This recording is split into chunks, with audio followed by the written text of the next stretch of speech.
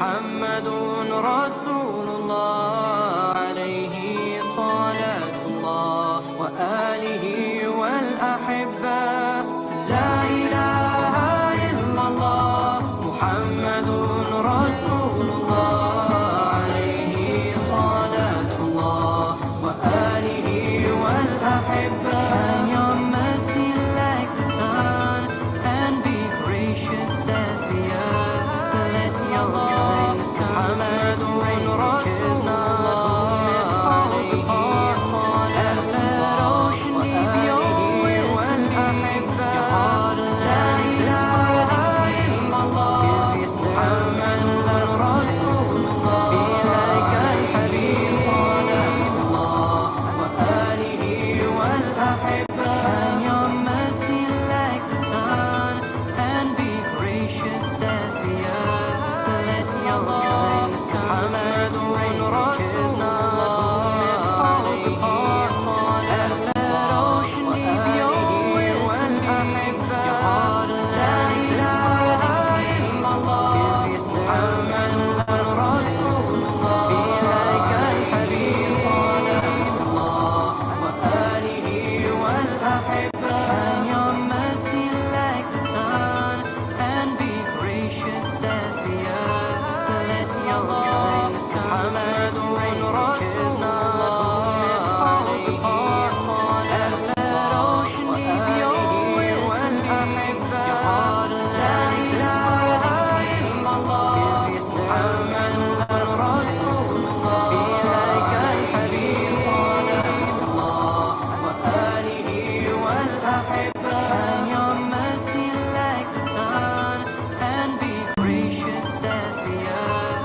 Let your wings come and rain Rasulullah falls upon and let ocean deep your will and أحبة لا إله إلا الله محمد رسول الله إليك الحبيب صلاة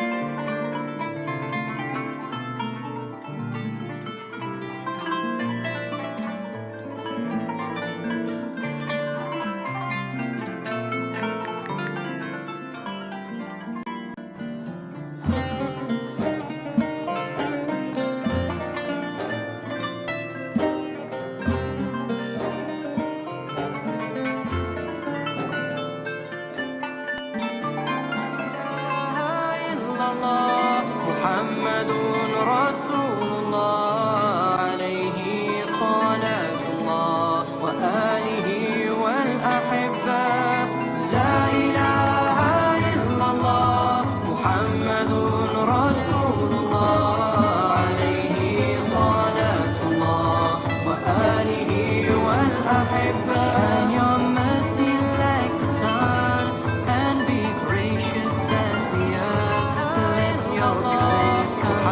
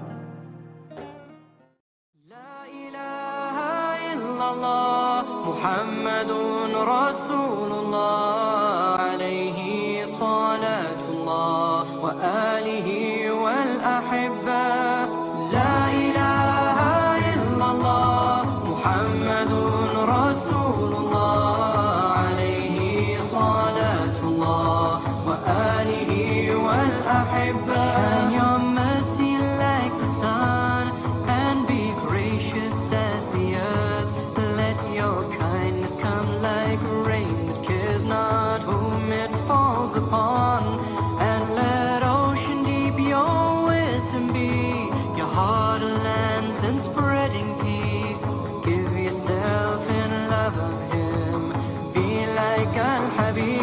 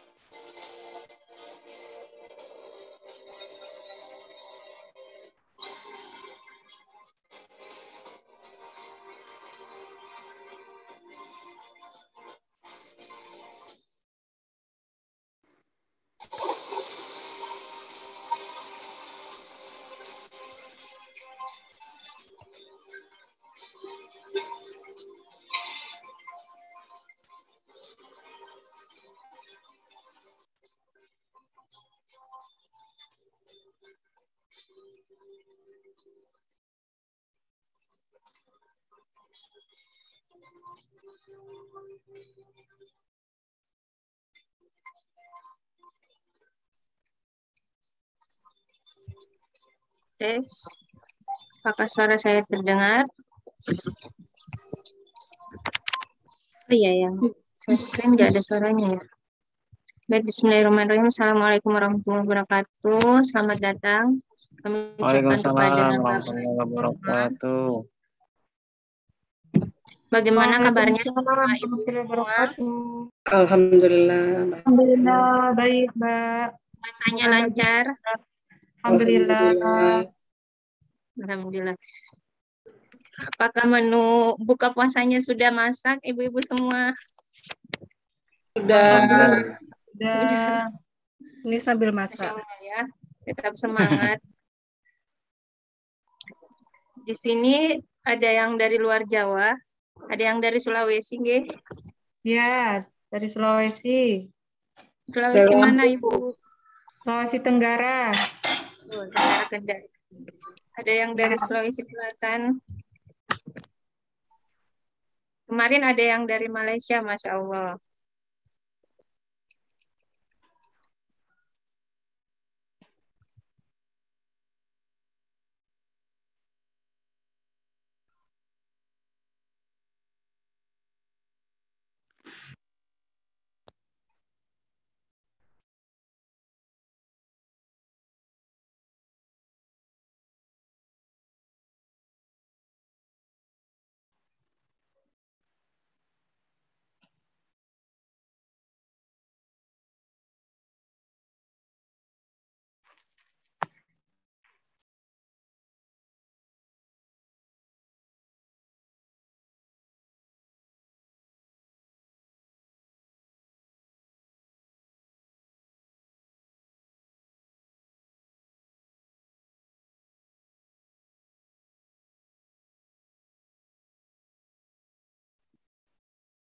Masya Allah, ada yang dari Sulawesi Selatan tapi domisili Tangerang. Masya Allah.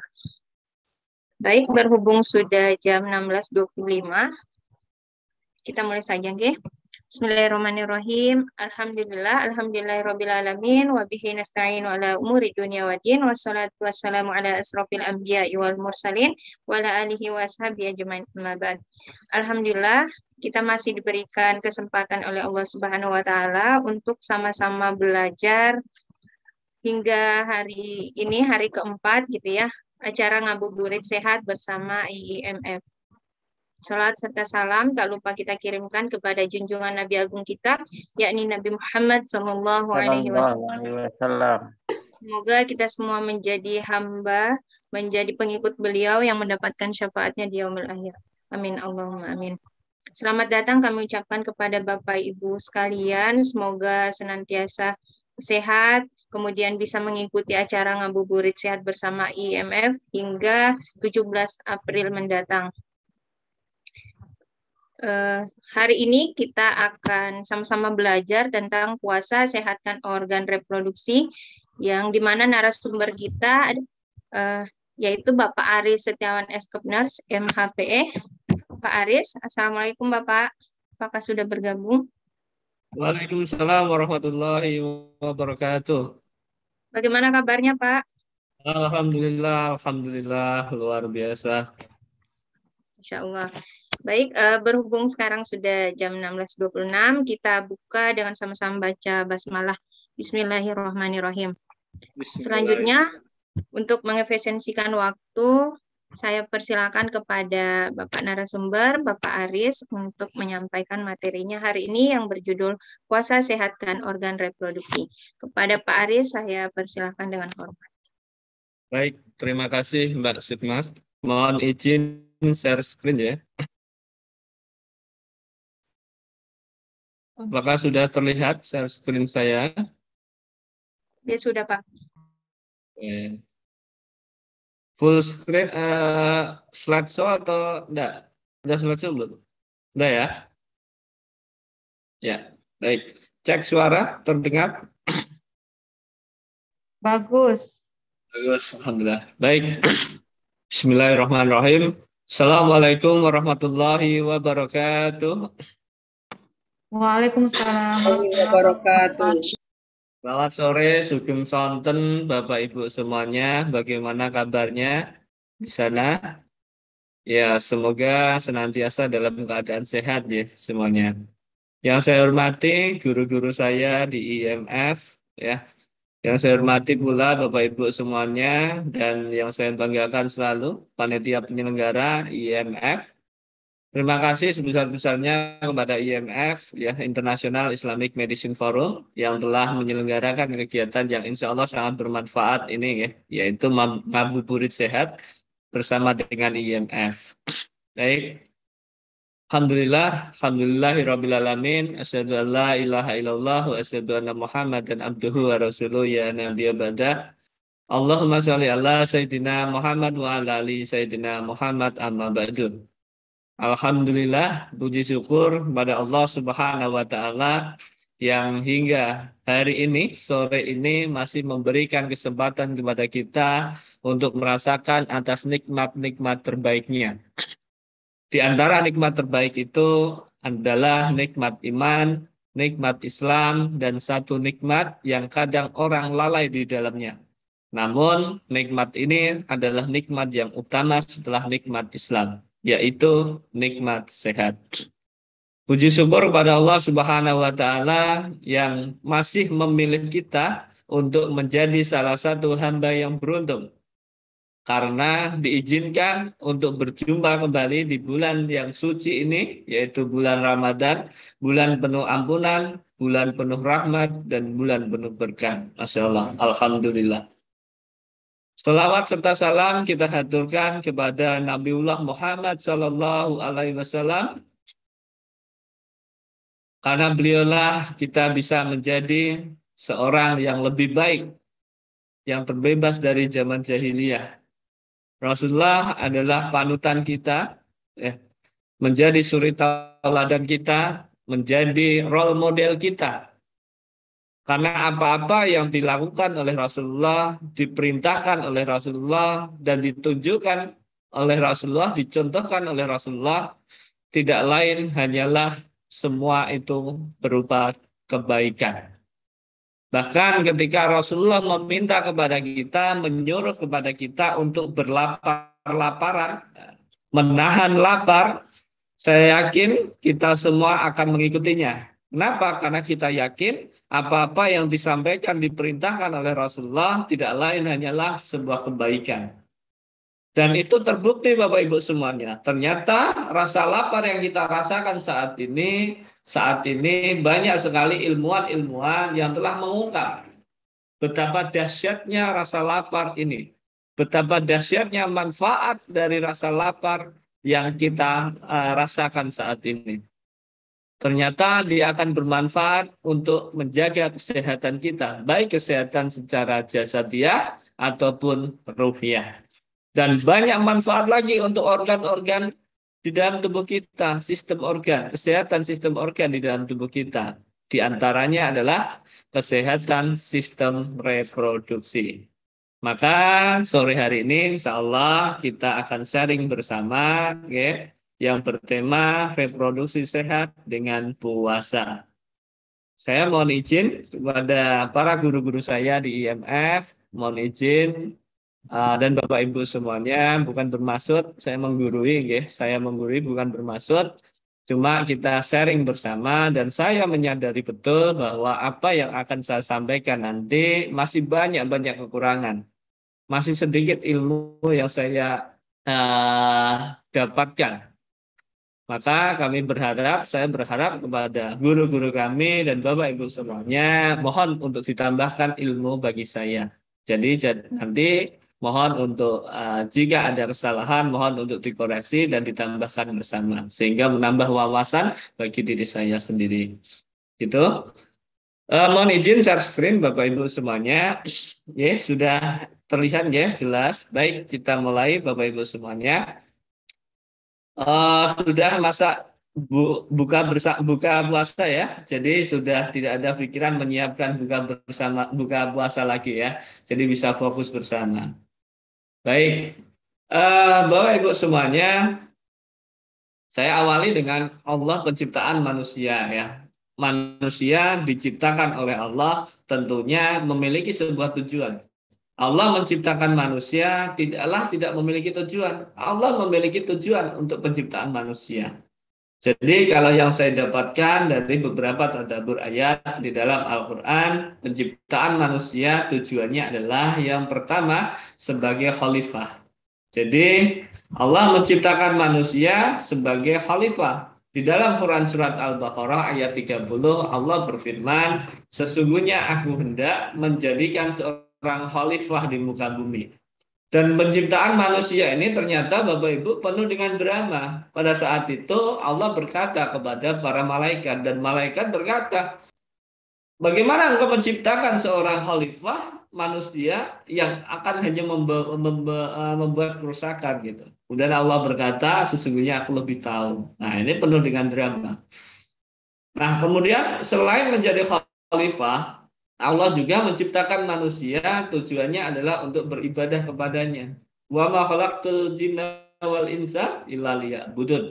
Jadi jin dan manusia diciptakan hanyalah untuk beribadah kepada Allah. Jadi ketika kita bisa menjalankan tugas kita sebagai khalifah di muka bumi ini sebagai penerus dan menghasilkan generasi-generasi penerus yang berkualitas, insya Allah itu adalah bentuk ibadah, salah satu bentuk ibadah kita kepada Allah Subhanahu wa Ta'ala. Begitu berat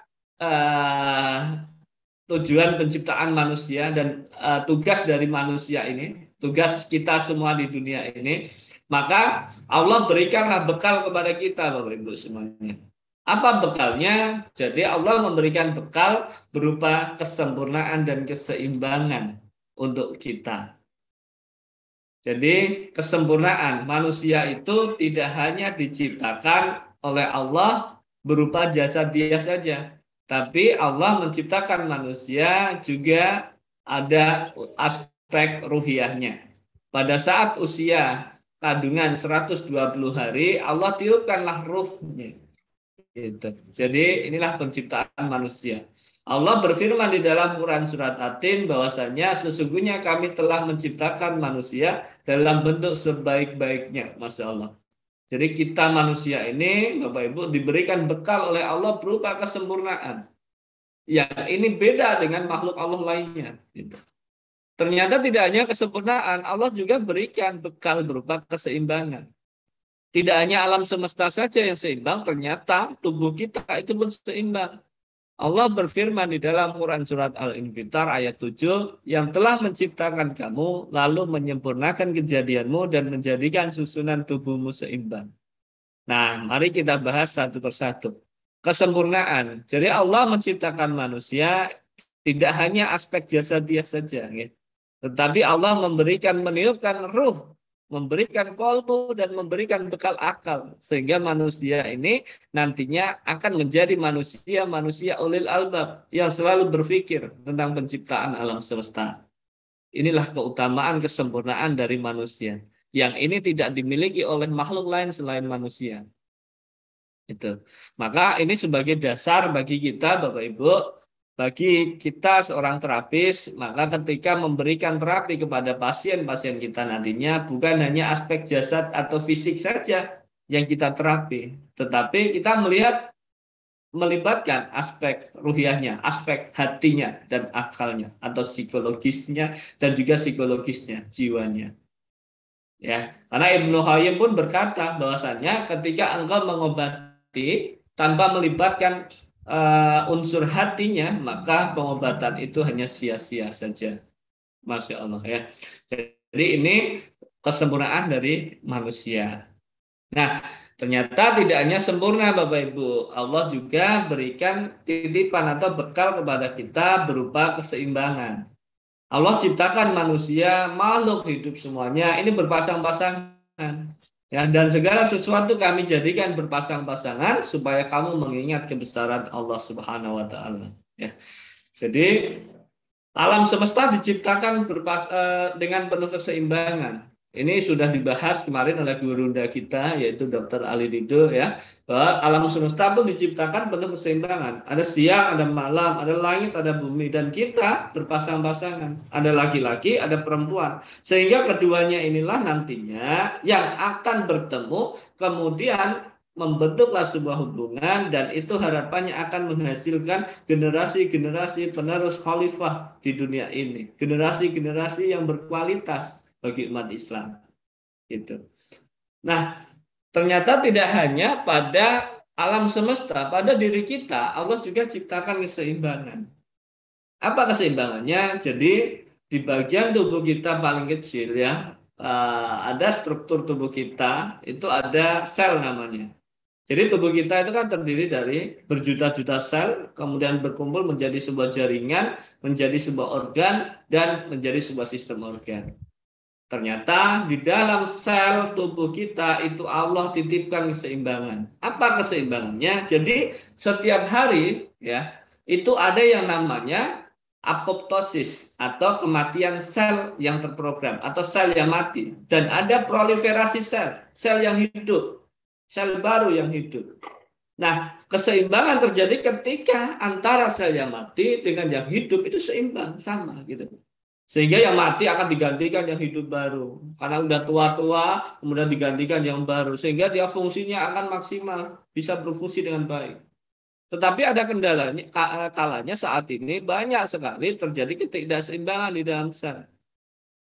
Sel yang mati lebih banyak daripada sel yang hidup. Atau justru sel yang hidup lebih banyak daripada sel mati. Atau justru malah sel-sel yang sudah tua nggak mau mati mereka. Sehingga yang muda-muda ini takut untuk hidup, untuk muncul. Katanya senioritas. Kau jangan keluar dulu sebelum gua mati, gitu kan. Nah, inilah terjadi ketidakseimbangan sehingga sel-sel yang tua tadi tidak mampu berfungsi dengan baik, menjalankan tugasnya dengan baik untuk melakukan metabolisme tubuh ini. Nah, inilah Bapak Ibu, awal mula terjadinya sebuah penyakit yang kita kenal dengan penyakit degeneratif. Ketidakmampuan sel dalam menjalankan fungsinya, tugasnya dengan baik, ya. Apa itu degeneratif? Jadi inilah penyakit degeneratif, yaitu penyakit muncul akibat kemunduran sel tubuh. Jadi saat ini banyak sekali terjadi penyakit-penyakit degeneratif. Hampir mayoritas penyebab kematian di dunia ini disebabkan karena penyakit-penyakit degeneratif. Ya, karena ketidakmampuan sel dalam bekerja. Nah, kita lihat tren yang terjadi, Bapak Ibu. Nih, bahkan WHO memprediksi sampai tahun 2023 penyebab kematian akan didominasi banyaknya adalah penyakit degeneratif seperti kanker, ya, kanker, cardiovascular disease, ya. Jadi penyakit-penyakit kardiovaskular, penyakit kanker, karena penyebab adalah ketidakmampuan sel dalam bekerja dengan baik. Ini Bapak Ibu semuanya. Nah, tadi kembali lagi ke sel. Sel ketika mengalami ketidakseimbangan, sel itu berada di mana? Ketika ada di kardiovaskular, nah ini sistem organ tubuh. Ketika itu ada di yang tidak seimbang tadi, ada di sistem kardiovaskular, maka akan menyebabkan penyakit-penyakit kardiovaskular. Ya. Ketika berada di hepar ataupun di pankreas, maka akan menyebabkan penyakit-penyakit seperti diabetes mellitus karena ketidakmampuan pankreas dalam memproduksi insulin. Nah, turun lagi misal ketidakseimbangan sel tadi berada atau masuk di dalam sistem reproduksi kita. Apa yang terjadi? Yang terjadi adalah munculnya penyakit-penyakit reproduksi saat ini. Nah, apa saja penyakit reproduksi yang sering terjadi? Saat banyak sekali penyakit-penyakit reproduksi yang sering terjadi, Bapak Ibu semua. Seperti ada namanya kita kenal dengan PCOS, ya, polycystic ovary, ya, syndrome. Jadi ada namanya PCOS, yaitu wanita yang kepria-priaan, ya. Kemudian ada lagi kanker, ya, infeksi dan lain sebagainya. Dan yang menarik lagi adalah ini Bapak Ibu, yang naudzubillah, semoga kita terhindar dari hal ini, yaitu infertilitas. Ya, infertilitas. Ini menurut saya ini merupakan salah satu masalah yang perlu kita atasi sebagai seorang muslim. Kenapa? Karena sekali lagi tadi manusia diciptakan untuk menjadi khalifah, penerus. Kita juga harus meneruskan, memiliki generasi-generasi penerus yang baik, ya, yang berkualitas. Pertanyaannya adalah bagaimana kita bisa menghasilkan generasi penerus yang berkualitas jika mengalami infertilitas, tidak mampu dalam membuahi atau tidak mampu untuk memiliki seorang keturunan. Jadi ini perlu sangat perhatian bagi kita sebagai seorang muslim. Ya.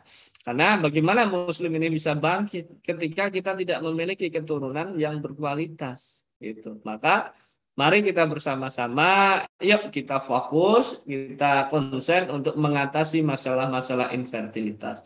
Karena apa? Kejadiannya infertilitas di dunia, di Indonesia khususnya ini sangat-sangat besar sekali. Bahkan WHO ya di tahun 2014 itu memprediksi bahwasannya 1 di antara 4 orang itu menderita infertil. Naudzubillah min dzalik, ya, innalillahi wa inna ilaihi raji'un. Semoga kita semuanya terhindar dari masalah ini. Bagi yang saat ini mengalami infertilitas, mari kita doakan bersama-sama semoga Allah segera cabut penyakitnya ini. Gitu. Nah, ini menurut WHO di tahun 2014, 1 di antara 4 orang menderita infertilitas. Maka sangat-sangat banyak sekali masalah infertil ini. Gitu. Nah, nih, jenis infertil seperti apa? Jadi saat ini mungkin kita sulit untuk mendeteksi atau menghilangkan infertilitas ini karena ada faktor ketakutan dari seorang pasangan untuk berkonsultasi. Ya, mungkin masih berdebat mereka antara siapa yang sakit atau bahkan yang laki-laki tidak mau mengalah, merasa dirinya sehat, kemudian nyuruh yang wanita, atau yang wanita juga merasa dirinya sehat, menyalahkan laki-laki. Jadi tidak seperti itu konsepnya. Konsepnya adalah untuk mengatasi infertilitas ini, apalagi kita mau promil, ya, program hamil, harus semuanya akur, diselesaikan semua masalah itu dengan baik. Semuanya harus diperiksa, wajib, adil itu. Karena apa? Tidak hanya perempuan yang menjadi penyebab infertil, laki-laki pun memiliki, gitu loh. Jadi di sini ada female problem. Nah, ini masalah pada wanitanya 38% dan pada laki-lakinya 20%. Jadi memang ada kemungkinan laki-laki juga menderita infertil. Jadi ini yang harus kita selesaikan bersama. Nah, bagaimana caranya? Nanti kita bahas. Gitu. Bagaimana populasi di Indonesia, tingkat kejadian infertilitas di Indonesia? Indonesia ini menempati posisi tinggi juga Bapak Ibu semuanya. Ada di posisi ketiga, ya, setelah dari Filipina. Pertama adalah Laos, 2 Filipina, dan ketiga Indonesia. Nah, ternyata tinggi juga kejadian infertilitas di Indonesia. Maka inilah, mari kita bersama-sama, apalagi sebagai umat muslim, yuk kita berjuang bersama, ajak saudara-saudara kita, kenalan-kenalan kita untuk kita bantu agar bisa terlepas dari infertilitas ini. Nah, penyebabnya apa? Jadi kenapa sih kok ada mungkin infertilitas gitu lah, penyebab masalah-masalah reproduksi, banyak penyebabnya. Kalau kita mau bertadabbur, mau berpikir, mungkin kita akan tahu penyebabnya. Kalau menurut saya pribadi, penyebabnya karena kurangnya kita Rasulullah. Karena Rasulullah itu pernah berkata bahwasannya sesungguhnya tubuhmu itu punya hak atas dirimu. Jadi mungkin selama ini kuranglah kita untuk memenuhi hak-hak tubuh kita. Bagaimana makanan kita, bagaimana tidur kita, ya, bagaimana istirahat kita, bagaimana nutrisi yang kita makan, olahraga kita. Ya, ini disebut dengan akar permasalahan penyakit atau the root of disease, ya. Di dalam dunia kedokteran fungsional ini dikenal dengan the root disease. Jadi ada akar penyebab penyakit. Ibarat sebuah pohon, jadi pohon itu ketika dia memiliki akar yang kuat, maka akan menghasilkan batang yang bagus. Batang yang kuat akan menghasilkan daun yang bagus. Daun yang bagus lebat akan menghasilkan buah-buahan yang segar. Tetapi ketika akar itu rusak atau akar itu rapuh, maka batangnya pun akan rusak. Batang rusak, daun tidak mau tumbuh, buah pun tidak akan tumbuh. Maka kita harus rawatlah akar ini dengan baik, dengan nutrisi terbaik untuk akar ini. Maka inilah kebutuhan yang dibutuhkan oleh manusia. Ya, ada di akarnya. Jika kita tidak teliti dalam merawat ini, maka akan menyebabkan penyakit-penyakit tadi. Misal ada sleep dan relaxation, tidurnya kapan? Mungkin ada yang sering tidurnya begadang. Bagaimana tubuh bisa merecovery dirinya? Bagaimana sel-sel bisa mengembalikan keseimbangannya ketika ya tidurnya itu hanya tengah malam? Tidurnya jam 2 pagi.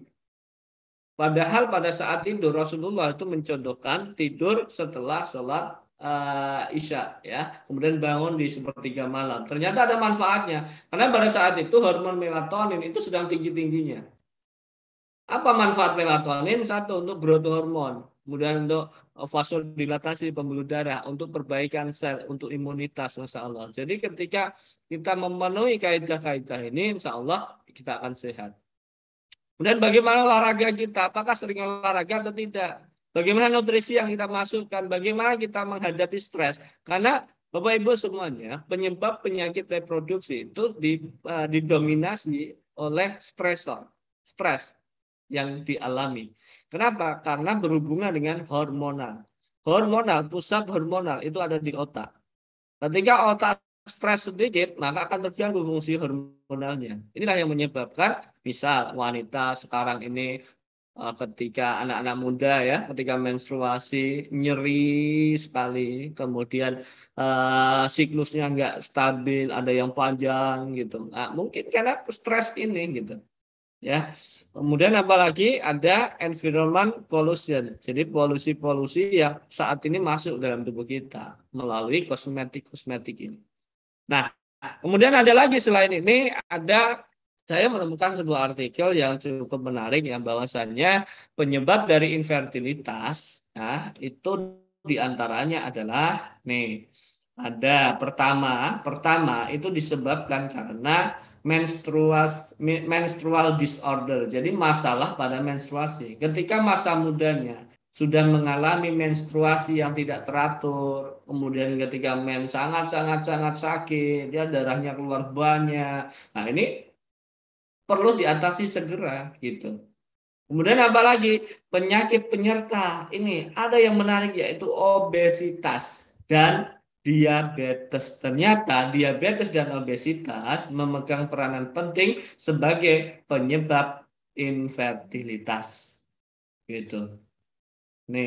Nah, bagaimana cara mengatasi obesitas dan diabetes? Kalau kita bicara masalah obesitas itu berhubungan dengan berat badan, diabetes juga karena banyak makanan ya. Jadi ini termasuk adalah masalah metabolik. Ketika kita bicara masalah metabolik, maka kita harus menengok makanan yang kita makan itu seperti apa kan gitu. Ya. Nah, maka petunjuknya adalah kembali kita kepada Al-Quran dan As-Sunnah. Karena Allah menurunkan petunjuk bagi kita yaitu Al-Quran dan As-Sunnah. Rasulullah bersabda, aku telah tinggalkan kepada kalian dua hal yang jika kalian berpegang teguh kepadanya tidak akan tersesat, yaitu kitab Allah dan Nabi-Nya, insyaallah. Ya. Jadi Al-Quran dan As-Sunnah.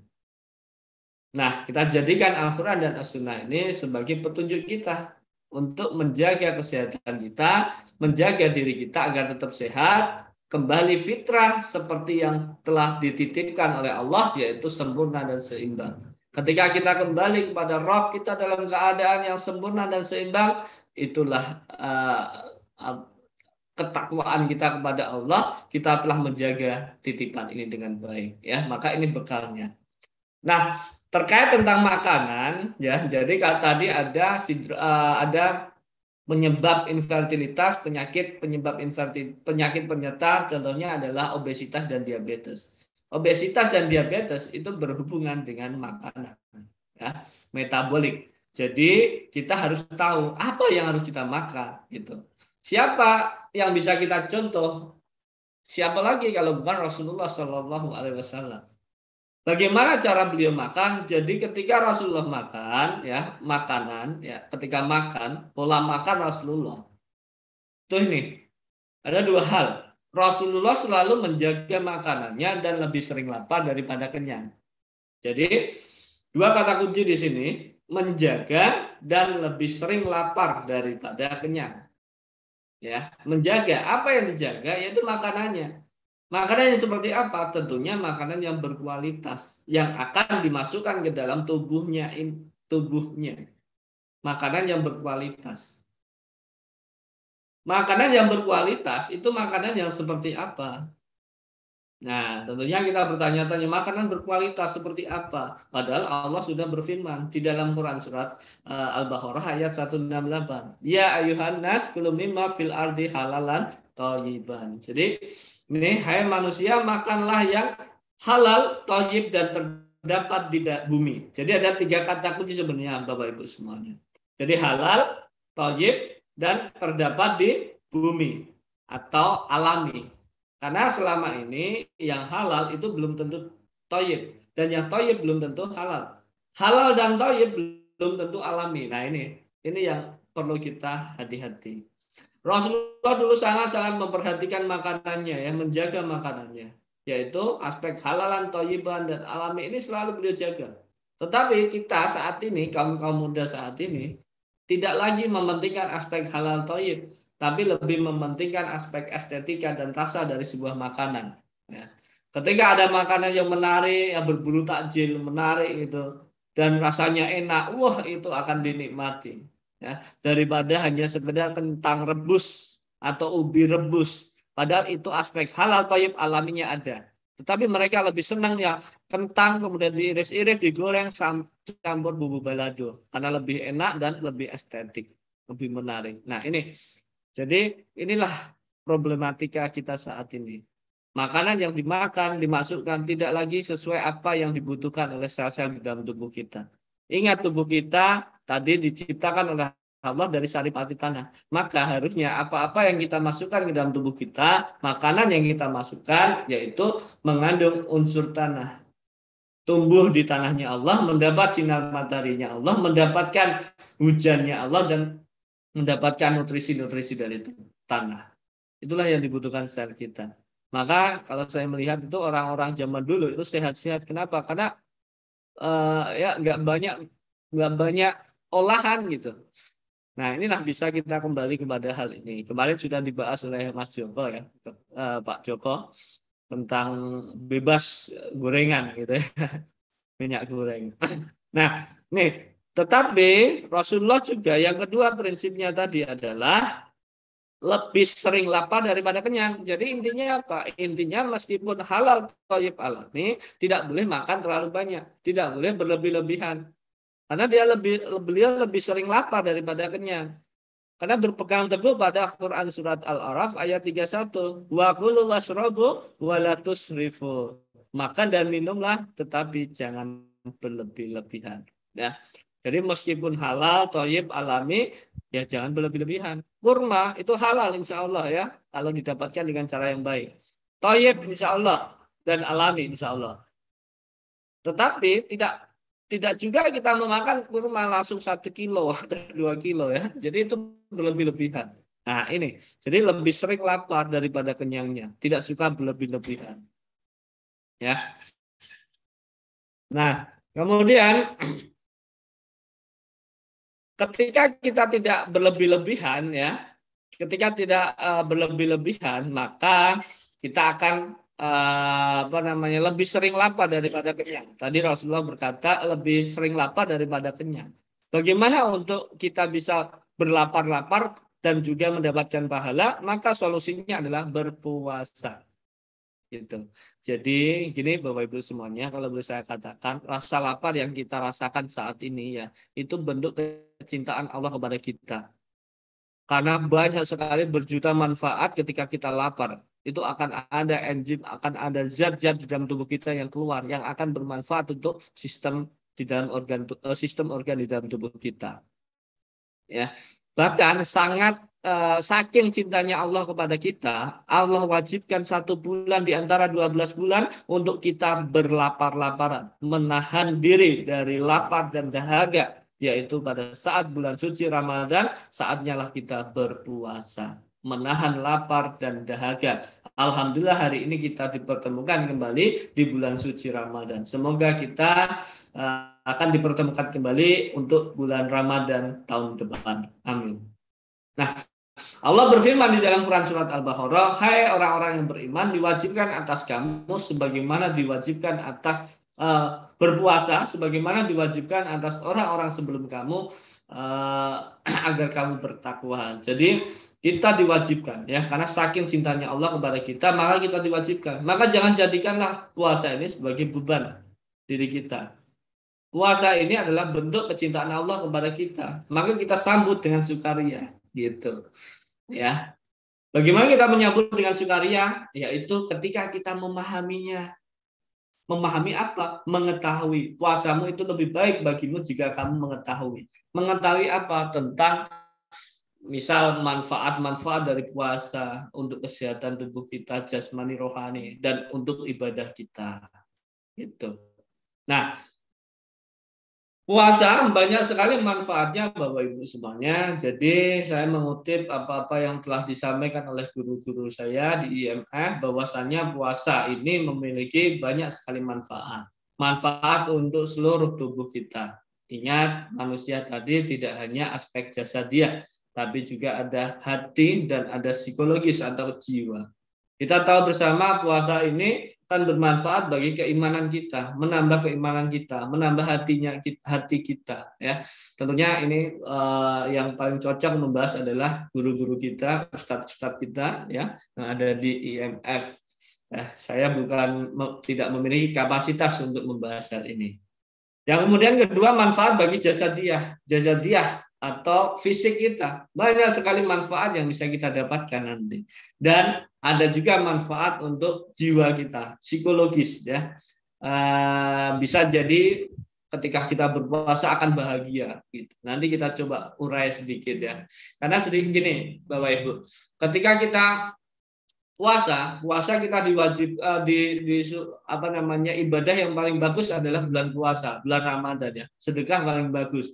Nah, kemudian ketika kita melihat ada orang yang membutuhkan, kita berikan sedekah, kemudian kita bagikan misal takjil, mereka bahagia tersenyum, akan muncul kesenangan di dalam tubuh kita, diri kita. Inilah kebahagiaan Bapak Ibu.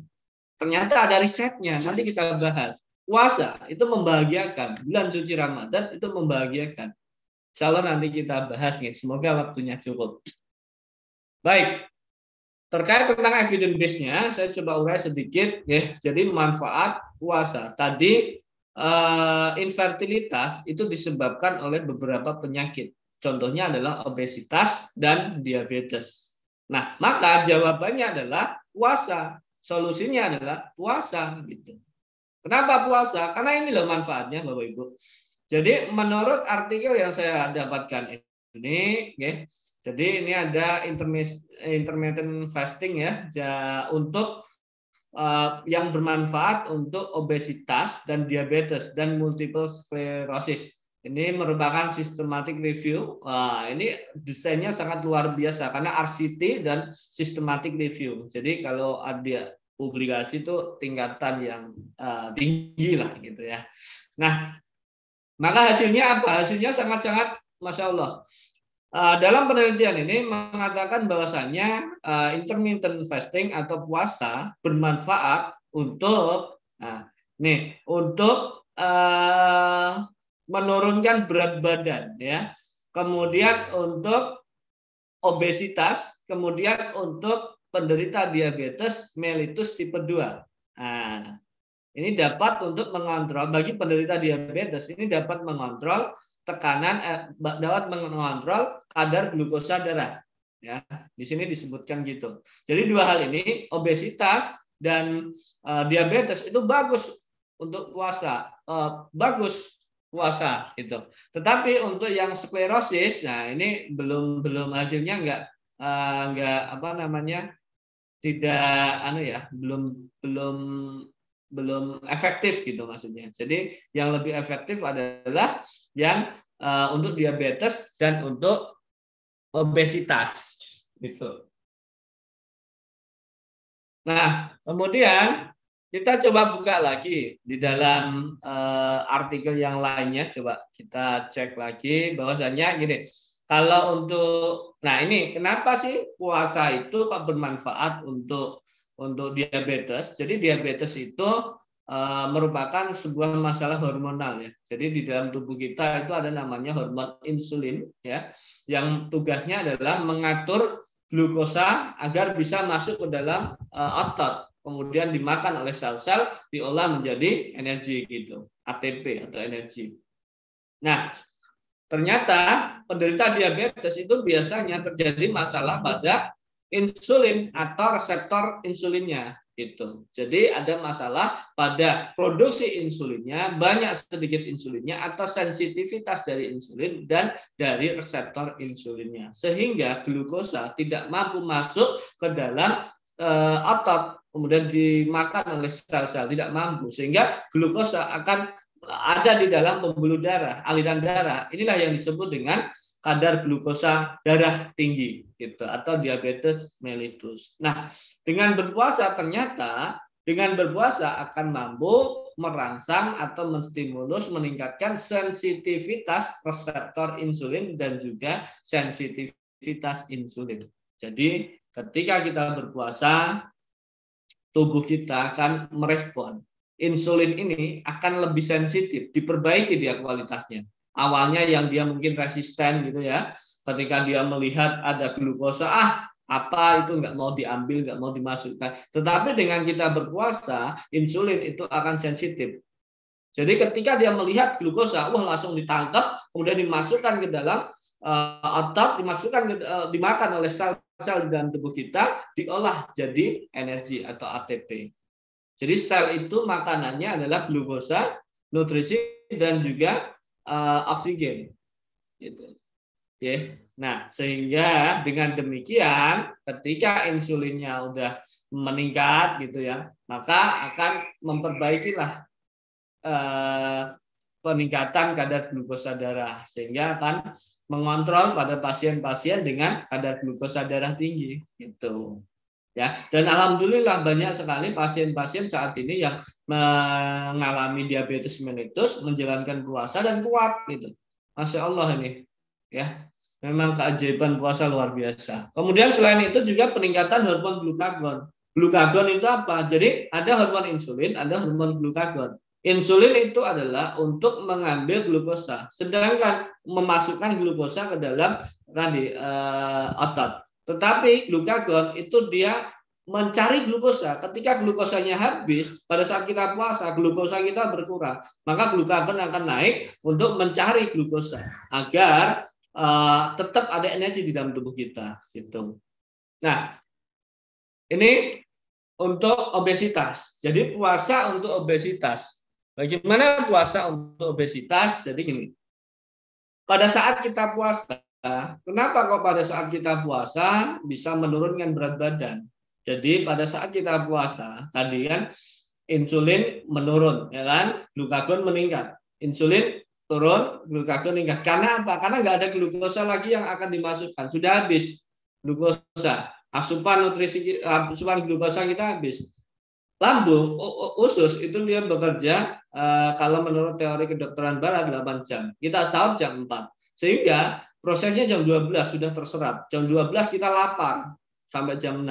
Asupan glukosa habis, insulin turun. Yang naik apa? Glukagon. Untuk apa? Mencari glukosa tadi. Nah, kemudian dari glukagon ini dia akan mengambil atau mengambil sel-sel lemak, mengambil lemak ya. Lemak-lemak yang ada di dalam tubuh kita. Lemak itu adalah cadangan energi, cadangan makanan untuk tubuh kita. Ketika nggak ada lagi glukosa, maka dia glukagon akan memecah lemak. Lemak menjadi gliserol. Kemudian dia akan diproses, secara singkatnya dia akan diubah menjadi ATP, menjadi energi gitu. Jadi cadangan energi di dalam tubuh kita itu ada di lemak.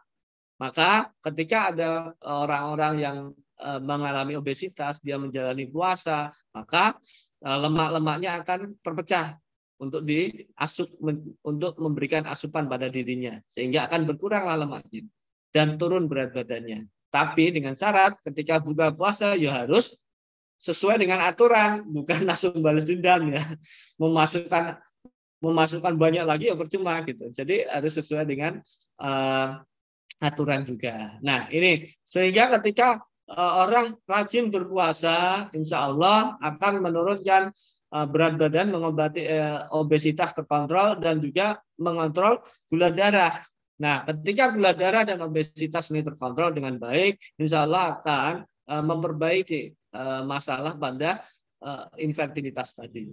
Tuh. Jadi kita puasa ini untuk mengatasi penyebab dari infertilitas. Nah, kemudian menariknya lagi ini Bapak Ibu.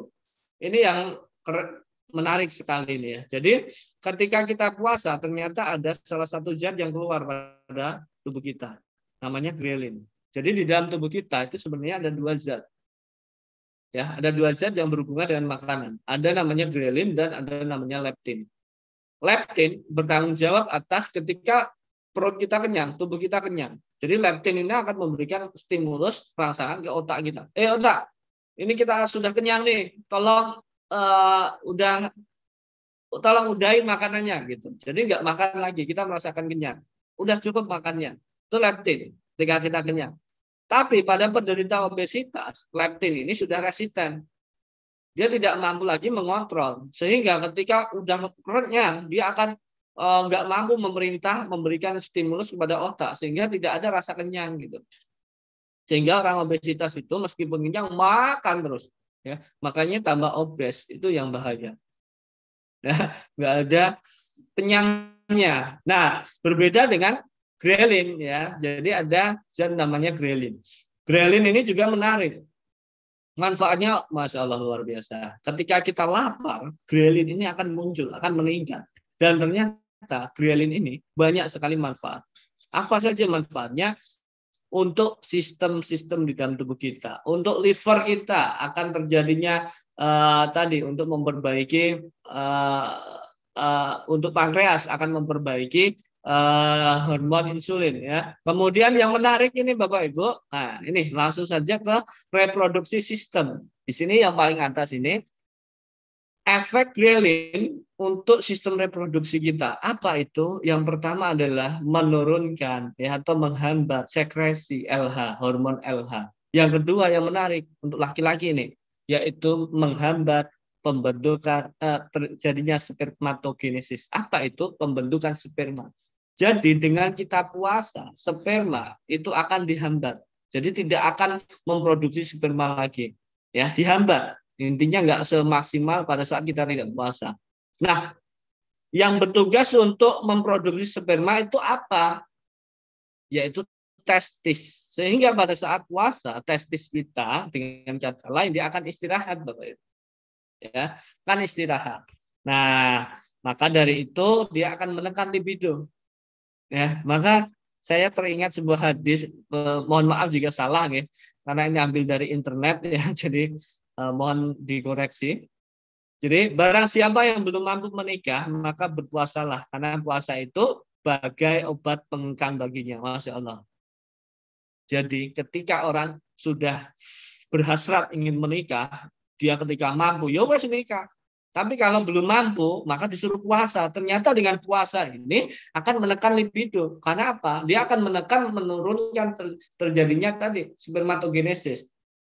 Jadi libidonya akan menurun gitu. Jadi nggak terlalu berhasrat. Nah, menariknya adalah jadi konsepnya gini.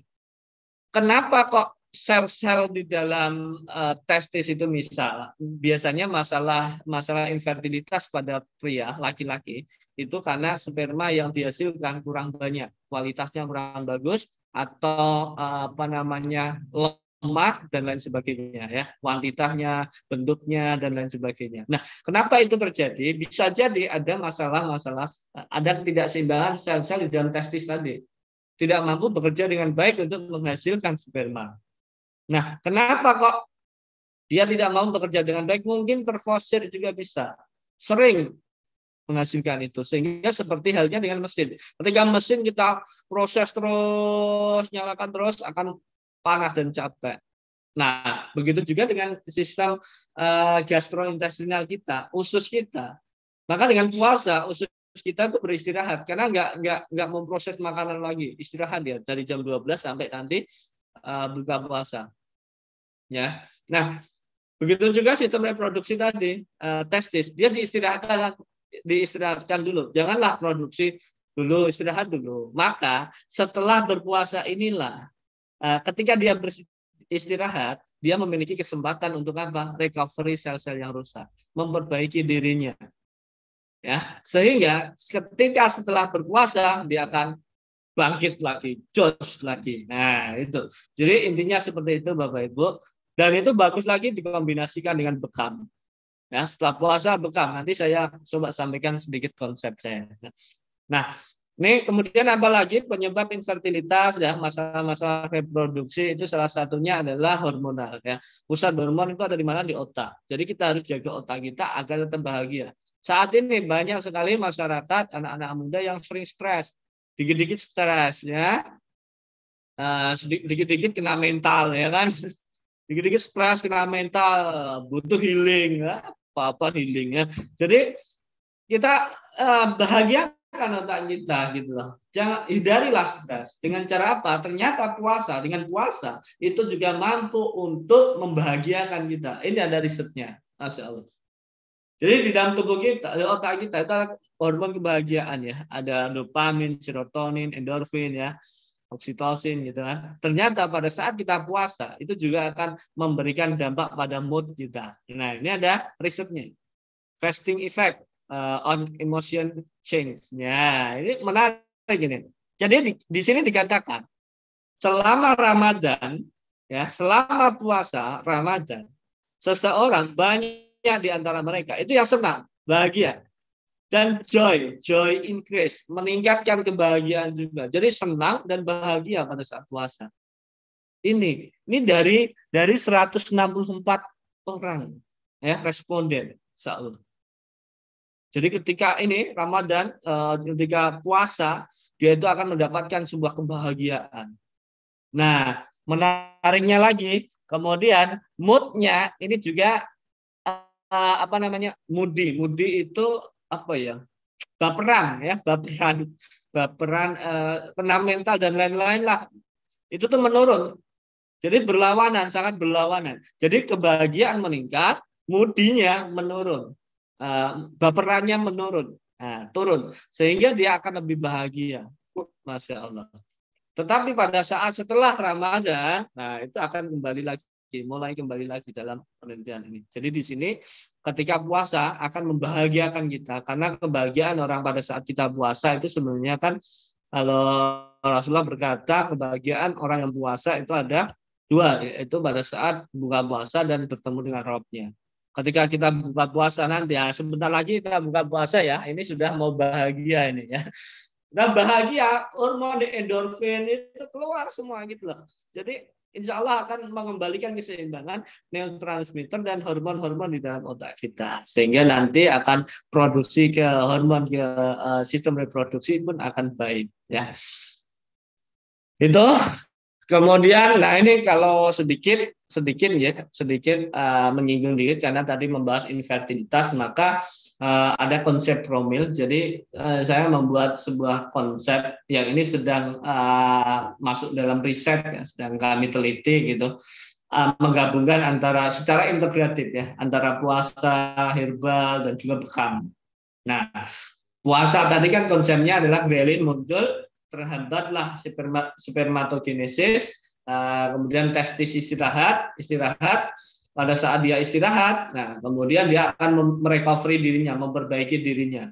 Pada saat itu, nah setelah puasa 1 bulan penuh, lanjutkan bekam. Karena bekam mampu memperbaiki kualitas sperma dari jumlahnya, kemudian dari strukturnya, ya, kemudian juga dapat mempengaruhi intensitasnya atau ejakulasinya, edi dan tidaknya. Itu bekam. Nah, tentunya pada saat puasa ya sahur dan buka dengan makanan sehat, ya, makanan sehat, olahraga, kontrol stres dan lain sebagainya, dan suplemen herbal pun bagus ditambahkan pada saat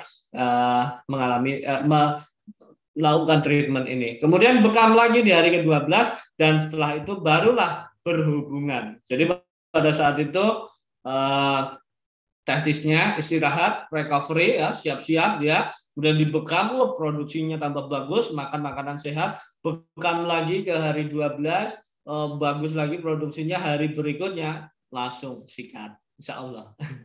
Ya, jadi ini sebuah konsep sedang kita teliti gitu. Nah, kemudian tips menjemput hadiah langit yaitu ada Allah, refleksi diri, istighfar dan sabar. Jadi Allah pertama memang untuk infertilitas kehamilan ya itu untuk bisa mendapatkan kehamilan itu ya tidak semata-mata hanya masalah fisik, tapi ada masalah yang tidak diketahui. Nah, di saat itulah kita memohon kepada Allah karena Allah lah yang memiliki semuanya. Wa iza maridtu fa huwa yasfin, dan apabila aku sakit dialah yang menyembuhkanku, kata inilah yang harus kita lakukan. Ingat Allah pertama kali ya. Ketika kita ingat hal itu dengan Allah. Kemudian kita ingat juga kisah yaitu dari Zakaria ya, bahwasanya itu yang sudah tidak dikehendaki memiliki keturunan, tetapi ketika dia berdoa kepada Allah, masya Allah, di sanalah Zakaria berdoa kepada Tuhannya seraya berkata, ya Tuhanku, berilah aku dari sisi Engkau seorang anak yang baik, sesungguhnya Engkau maha pendengar doa. Makanya kita selalu berdoa kepada Allah agar diberikan kesehatan reproduksi kita. Bagi anak-anak muda sekarang, perbanyaklah berdoa dan jagalah sistem reproduksinya. Kemudian yang kedua adalah refleksi diri atau muhasabah diri, ya, yaitu mencari penyebab dengan melakukan pengkajian secara kafah pada diri kita. Apa sih penyebabnya? Bagaimana tidur kita? Bagaimana exercise-nya dan lain sebagainya. Setelah tahu penyebabnya barulah istighfar. Tobat dulu baru obat.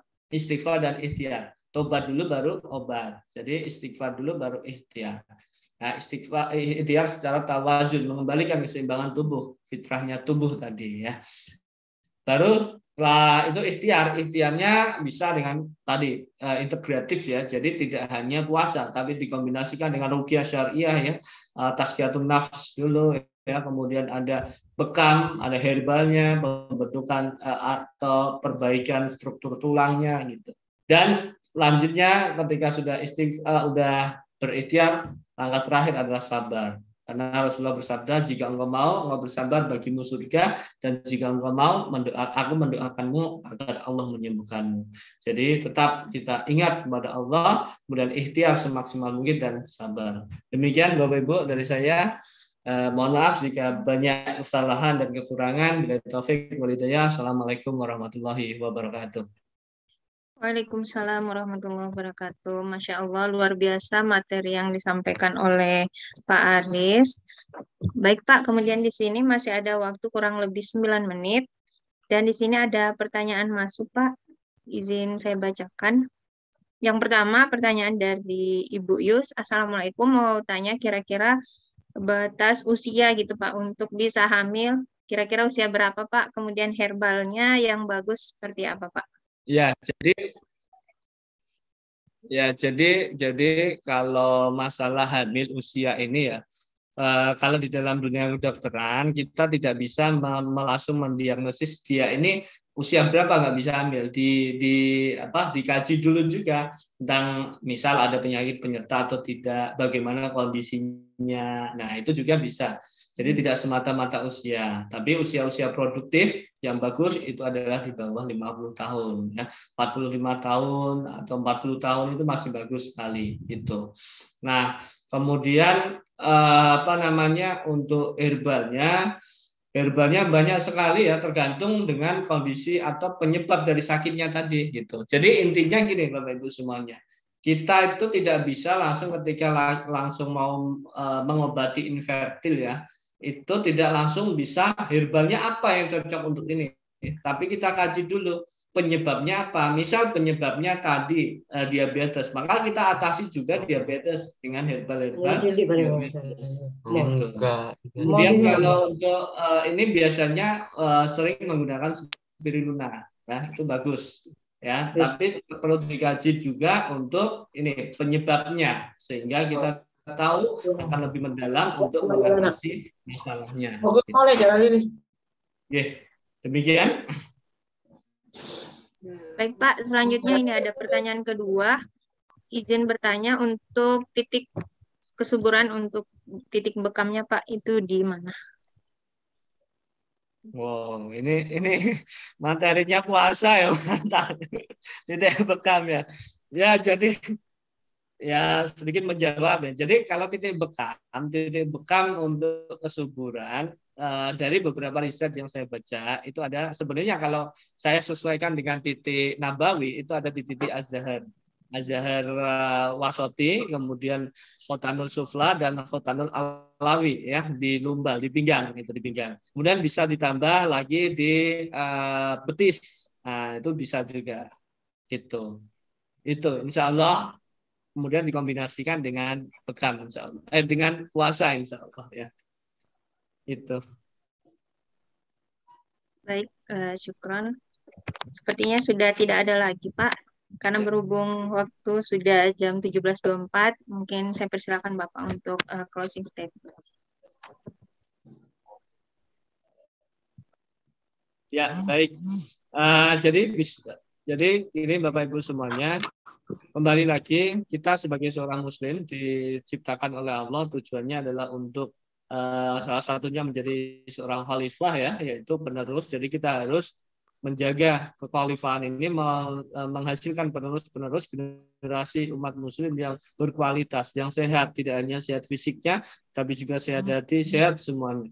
Maka kita juga harus sehat. Nah, untuk menghasilkan ini perlulah kita jaga organ reproduksi kita. Bagaimana cara menjaganya? Yaitu dengan ketentuan yang telah Allah berikan kepada kita. Di antaranya yaitu dengan puasa. Insya Allah ketika rutin puasa Senin Kamis insya Allah ya.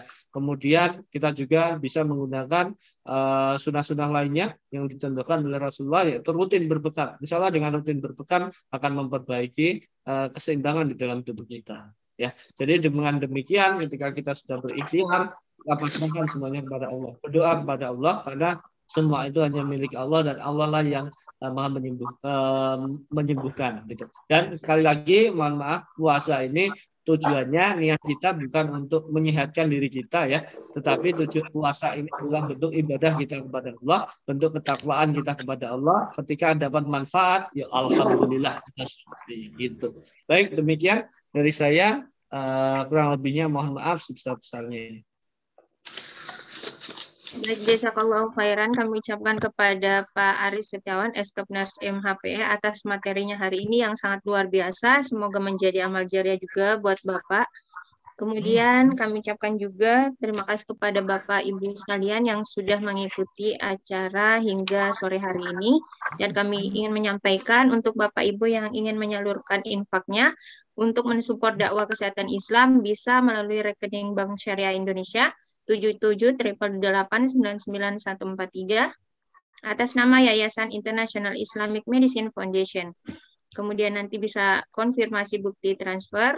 Sepertinya sudah dikirim panitia di grup peserta seperti itu. Dan kami sampaikan juga insya Allah besok masih lanjut ngabuburit sehat bersama IIMF, di mana akan membahas tentang aktivitas sehat di waktu sahur yang akan disampaikan oleh Ibu Sri Mumpuni, Eskepners MKep. Insya Allah kita mulai jam 16:15. Bapak Ibu sudah bisa bergabung di Zoom meeting seperti itu. Baik, itu saja kegiatan ngabuburit sehat bersama IMF pada hari ini. Semoga bermanfaat untuk semua. Selamat berbuka puasa untuk Bapak Ibu yang bagian Wita dan Wit. Kalau servis di dealer Honda dekatnya GOR, sesudahnya GOR kan ada tempel ban itu. Mohon maaf apabila ada salah kata.